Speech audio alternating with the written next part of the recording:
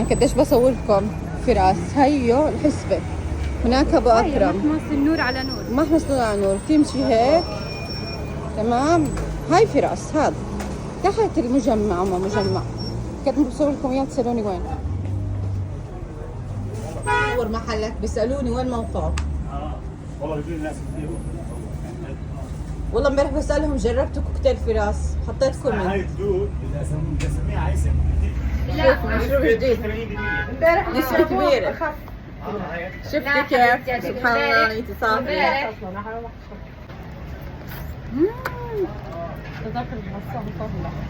بنت شو اسمه كثير زاكي، كثير مش طبيعية. زاكي 80% عشان هيك زاكية. طعمها حبة موز.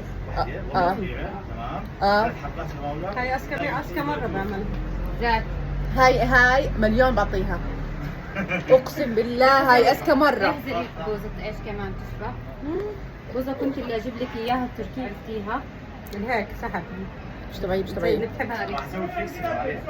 كوكتيل خنفشاري. اسوي فيكس والله.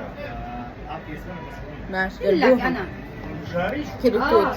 طبعا اسمعوا يا بنات، هسه الفكرة انه هو هذا المشروب جديد، توت وفراولة وموز، بس الاغلبية 80 بالتوت، بس طعمته مش عارفة كيف متوازنة.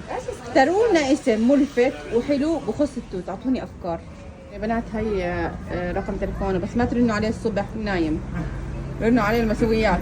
يا بنات والله يعني اذا بدكم يبعث لكم لوكيشن مثلا المحل، بدكم حابين انكم مش عارفين تندلوا، ببعث لكم لوكيشن. انا هذا الشخص بحترمه من زمان، يعني انا بدفع سعر الكوكتيل، فهمتوا؟ بس انا خميس بكره ما هو بعرف يستحق كيف انكم الوضع تجربوا، بكرة. لانه اشي ورخيص، شو اسعاره اسمه؟ طريه. أصل